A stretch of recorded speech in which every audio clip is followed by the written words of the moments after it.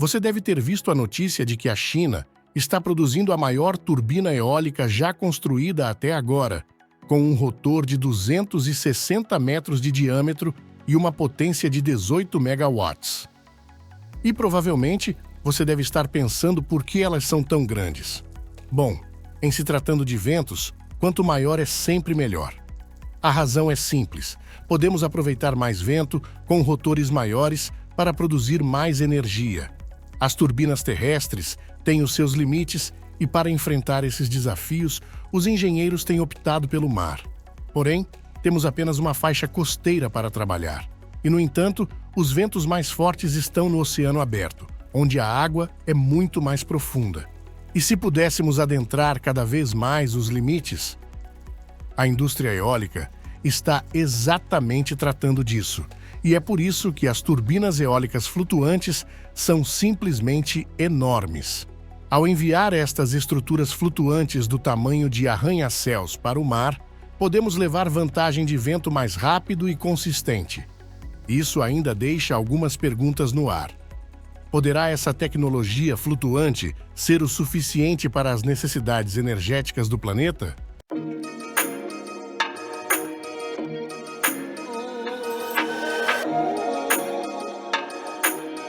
Seja bem-vindo ao Explore Tecnologia, um canal que explora os impactos da tecnologia em nossas vidas. Se você gosta do nosso trabalho, curta nossos vídeos, se inscreva no canal e ative o sininho. Apesar de quão fantástico possa parecer o conceito das turbinas flutuantes, essas famosas máquinas eólicas, também chamadas de offshore, estão tendo nesse momento um verdadeiro salto de crescimento. No início deste ano, a empresa dinamarquesa Vestas deu um nocaute na concorrência com seu protótipo de turbina offshore, o V236 de 15 megawatts, que agora é a turbina mais alta do mundo. Para efeito de comparação, aqui está aos 300 metros da Torre Eiffel, e aqui está a turbina V236 a 280 metros de altura. Esses avanços crescentes ocorrem à medida que essa tecnologia cresce com grandes turbinas, e a justificativa para todos eles se resume à matemática. Antes de descrevermos como esses gigantes podem ser flutuantes, porém, temos que estabelecer o quão grandes essas coisas são. Para ajudar a entender o tamanho deles, começaremos com a referência mais próxima que temos: nós mesmos. A altura humana média em todo o mundo é de aproximadamente 1,70 m. Uma casa normalmente tem cerca de 4,5 metros de altura. O monumental Noord holandês é o moinho de vento tradicional mais alto do mundo, com 33 metros de altura. Agora, afaste esse gigante moinho de farinha e você verá como as turbinas avançam imponente em direção ao céu. Desde a virada do século, as turbinas construídas nos Estados Unidos aumentaram em altura do cubo, do solo até o meio do rotor, em cerca de 66%. Consequentemente, em 2021, a turbina eólica média baseada nos Estados Unidos tinha 94 metros de altura, ligeiramente acima da altura da tocha da Estátua da Liberdade. É aqui que tudo começa a acelerar. Maximizar o potencial do vento requer que aumentamos ainda mais o tamanho dessas turbinas. E para muitos países, atingir metas de energia limpa significa ir à praia, mas para construir turbinas, não castelos de areia. Ou seja, para atingir um aproveitamento máximo dos ventos, é mais fácil quando você tem menos obstáculos em seu caminho. O termo eólica offshore se refere a dois tipos de tecnologia. Existem as turbinas de base fixa, que você veria em águas rasas, como a plataforma continental do Mar do Norte, e as torres flutuantes em águas com mais de 60 metros de profundidade. Sim, flutuantes. Mas abordaremos mais tarde sobre como isso funciona. Recentemente, a China State Shipbuilding Corporation anunciou a construção da maior turbina construída até hoje, a H260 de 18 megawatts. Com um diâmetro de rotor que atinge 260 metros, sua área de varredura chega a nada menos que 53 mil metros quadrados. Isso equivale a cerca de 8 campos de futebol. Você provavelmente está se perguntando: isso não é exagero? Não seria mais fácil construir turbinas menores e mais fáceis de manusear em grupos maiores do que o contrário? A resposta está na taxa de crescimento não linear da energia eólica. Você não pode traçar os efeitos dos ajustes nas medições da turbina em linha reta. Isso ocorre porque pequenos incrementos causam grandes saltos na produtividade. A essência disso é que, à medida que você amplia o raio de uma turbina, você pode gerar fatores de potência maiores. Vamos comparar o rotor recordista do CSSC como exemplo. O modelo de 2017 começou com um raio de 85 metros. Em apenas 5 anos, eles foram capazes de melhorar a eficiência de todos os componentes mecânicos e de potência, além de aumentar o raio para 130 metros, ampliando sua capacidade de 5 megawatts para 18 megawatts. A equação da potência também explica a necessidade de elevar continuamente a altura das turbinas. Geralmente, à medida que você sobe no céu, o vento acelera, e quanto mais rápido o vento com o qual você está trabalhando, mais energia você pode gerar. Isto é especialmente crucial, pois se você dobrar a velocidade do vento, você aumentará em 8 vezes a produção de energia. Mesmo uma pequena mudança na velocidade do vento pode impulsionar ganhos exponenciais. Uma turbina, girando em um vento de 6,7 metros por segundo, pode gerar o dobro de energia que outro vento de 5,4 metros por segundo. Com números como esses, a instalação de plataformas flutuantes de turbinas eólicas nas profundezas do oceano, onde as velocidades do vento são geralmente mais altas, começa a fazer mais sentido. Quanto sentido? No primeiro parque eólico flutuante comercial do mundo, o Hywind Scotland, cada um das suas 5 turbinas Siemens SWT 6.0 conseguem permanecer estáveis com um peso da torre de cerca de 350 toneladas, no topo de uma boia com cerca de 6.000 toneladas de lastro, em águas de 95 a 120 metros de profundidade. Essas criaturas surfam nas ondas a uma altura de 98 metros. Essas proporções parecem muito bem, digamos lunáticas, mas os resultados são muito reais. Ao ampliar a área varrida de uma turbina, você permite que ela capture mais vento e, consequentemente, gerará mais energia. Uma turbina gigantesca pode fazer o trabalho de muitas menores. Veja o Haliade X, fabricado pela empresa norte-americana General Electric. Ela pode fornecer a energia suficiente para várias famílias com apenas uma rotação. Tenho certeza de que seu rotor de 220 metros e altura máxima de 260 metros podem ter algo a ver com isso. Para colocar esses números em perspectiva, o maior avião de passageiros, o Airbus A380, voa com envergadura de 80 metros. A energia eólica offshore não está apenas disparando em tamanho, está crescendo em popularidade também.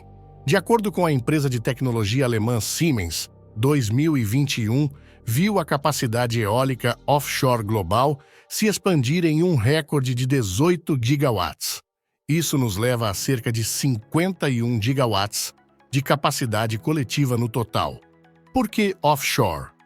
Localização, localização, localização. A velocidade dos ventos é maior e mais uniforme fora da costa do que em terra.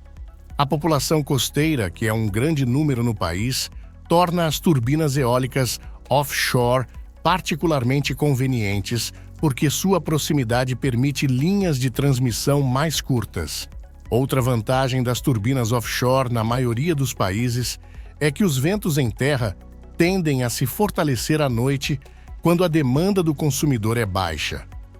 Projetos eólicos offshore podem colocar estrategicamente turbinas à beira-mar, onde a velocidade do vento atinge o pico durante a tarde e a noite junto com a demanda.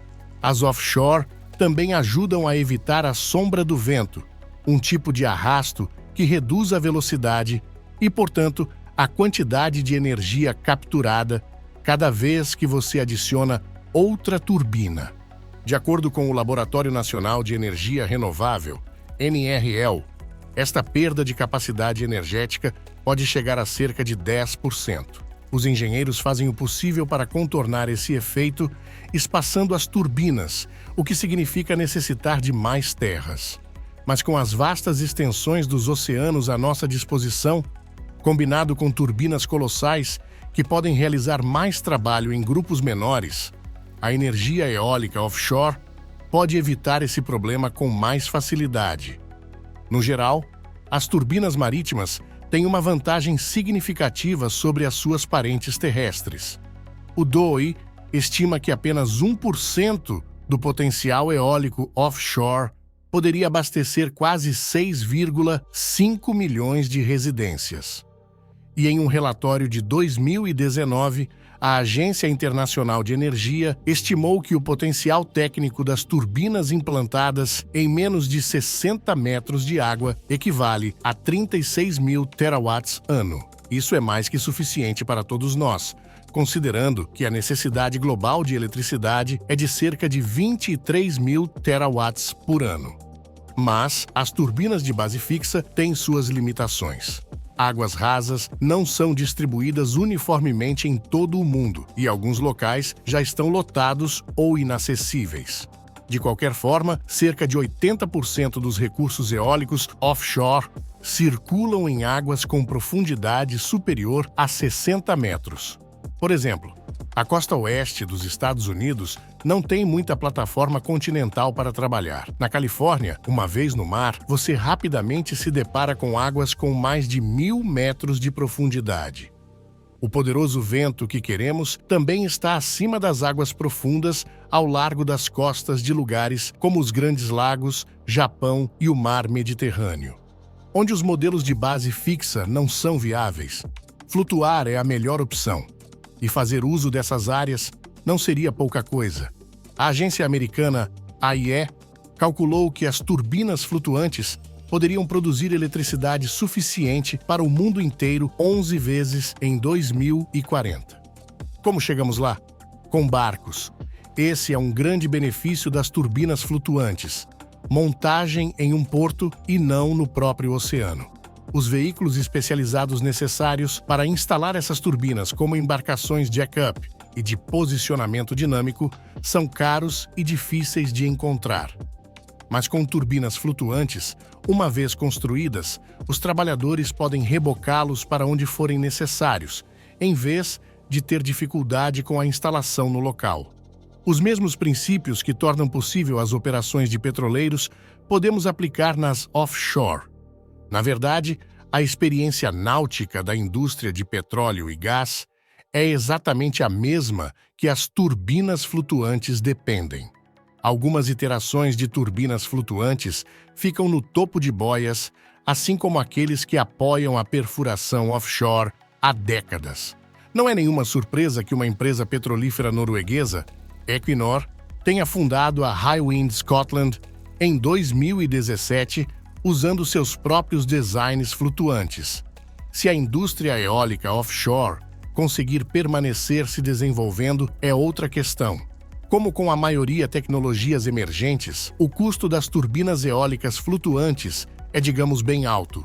A infraestrutura necessária para produzi-los em massa ainda não existe, e a maioria dos projetos só agora está começando. De acordo com um relatório da Casa Branca de setembro de 2022, globalmente, apenas 0,1 gigawatts de energia eólica offshore flutuante foi implantada até o momento, em comparação com mais de 50 gigawatts de energia eólica offshore de base fixa. Os defensores da energia eólica flutuante argumentam que a industrialização é fundamental para reduzir os custos.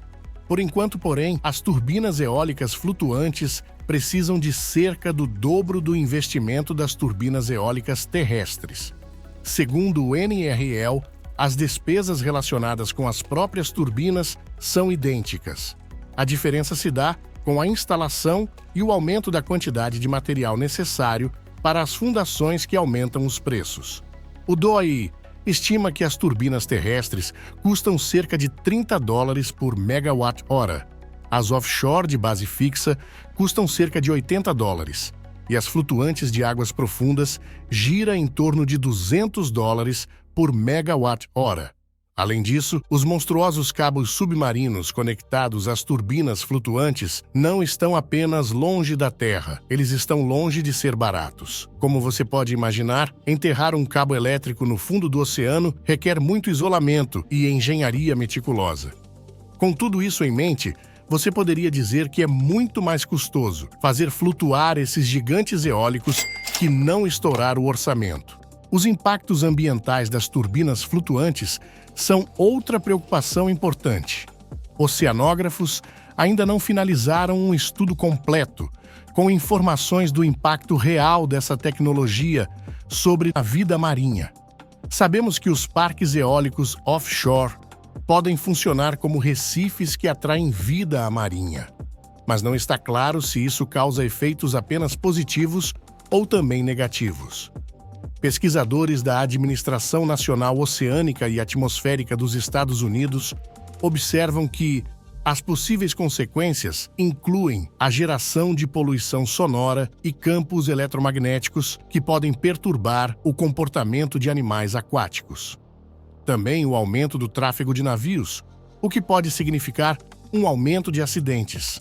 Também é difícil determinar o quão perigosas as turbinas são para as aves em geral. No entanto, o mistério não durará para sempre. Existem formas promissoras de minimizar esses possíveis efeitos negativos. Mas se uma coisa é certa, é que as possibilidades teóricas oferecidas por essa tecnologia não são desanimadoras. O Vestas V236 de 15 megawatts está atualmente instalado no Centro de Testes Oosterwolde, Dinamarca. Depois de passar nos testes, o plano é a construção do parque eólico offshore de Frederikshavn em 2024. Uma única turbina pode produzir 80 gigawatts-hora por ano, ou o suficiente para abastecer cerca de 20 mil famílias brasileiras. Se apenas uma dessas turbinas pode abastecer dezenas de milhares de casas, então imagina centenas dessas máquinas. Nos diga o que você achou sobre essa tecnologia. Deixe-nos um comentário. Volto a solicitar que curta nossos vídeos, se inscreva no canal para mais curiosidades sobre as tecnologias do mundo moderno. Será um prazer ter você conosco. Obrigado e até breve.